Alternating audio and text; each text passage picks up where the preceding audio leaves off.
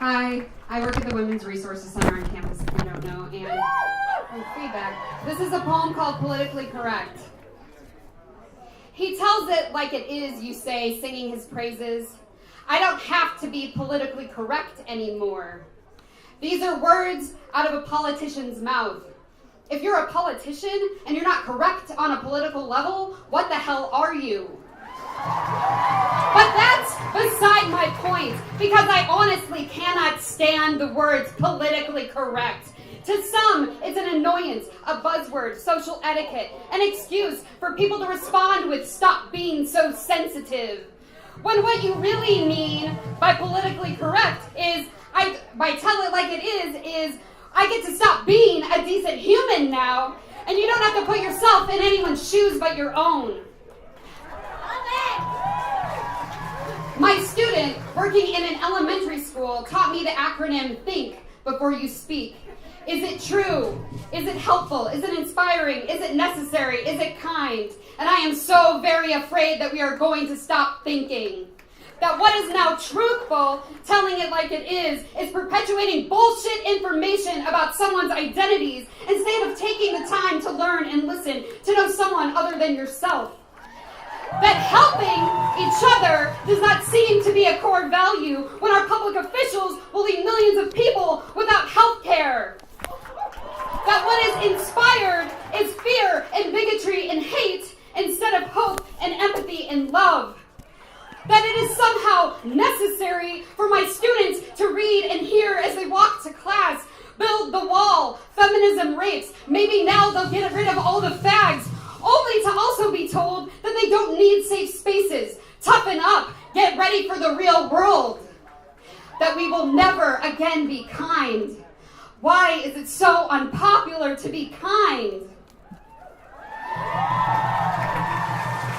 When I hear that someone doesn't want to be politically correct, I wonder if they think it's just an inconvenience when my students tell me things like, I'm afraid my family will get deported. I get misgendered multiple times a day. I can't walk through a department store without being followed by security. I can't walk down the street without fear of being catcalled. I can't go to the bathroom without fear of being killed. As though one's genitals are the end-all be-all or anyone's goddamn business. As though my body is public property to spit on.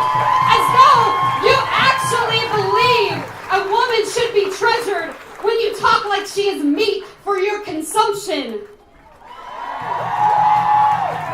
When I am afraid that someday soon I will no longer be able to tell a student what happened to you with sexual assault because our highest public official called the same thing locker room talk. When I am a survivor and every day I fear walking on the campus where I work, the downtown that I love, the place where I am most myself because I don't want to be groped. Because men in another college town not so very far away are running around doing that to women like me and to women not like me, calling it trumping. And when all I want is to keep my students safe. You want someone to tell it like it is? I'll tell it like it is. Because even though I am a queer woman and scared as hell, and being white and cisgender means I am less scared than many, and that is not okay, because feminism without intersectionality is bullshit. I refuse to believe that our words are no longer truthful, helpful, inspiring, necessary, kind, because every day I see evidence that they still are. One of my students wrote sexual assault statistics on her dorm room door whiteboard. The words, no means no, only yes means yes, and I believe you. Another told her best friend from home that using gay as an insult is not okay. She was so afraid to say something and so grateful she learned how. One of them radios the bouncer when he sees men being aggressive toward women from the booth at the campus bar where he is a DJ. Another called the police on his peer who was hitting his girlfriend. Despite being much less powerful in size or social status, he did not back down when he was told not to call. And another left his fraternity when they would not stop with the jokes about gender and race and rape, despite his efforts to stop them. When I could not uphold the values of the organization while remaining in it, he said.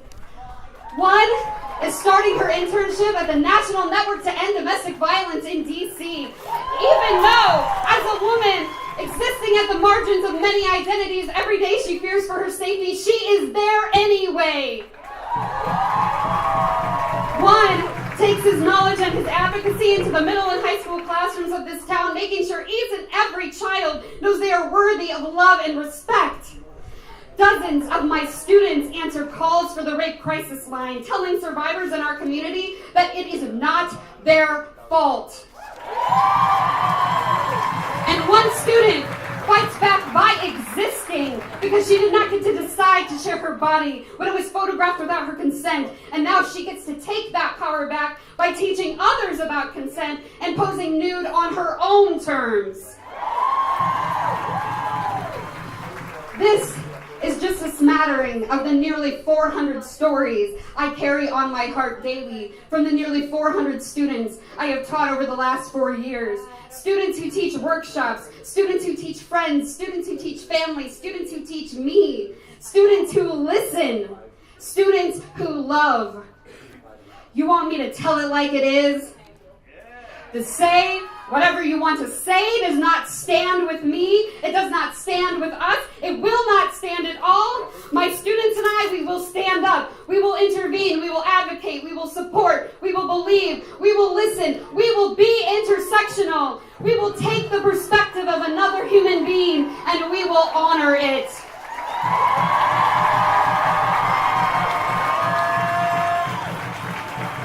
You've heard the words I've used. And maybe you'd be surprised to hear this, but they are, in fact, politically correct. They're correct because they're about doing what's right. And you better believe they are political. Thank you.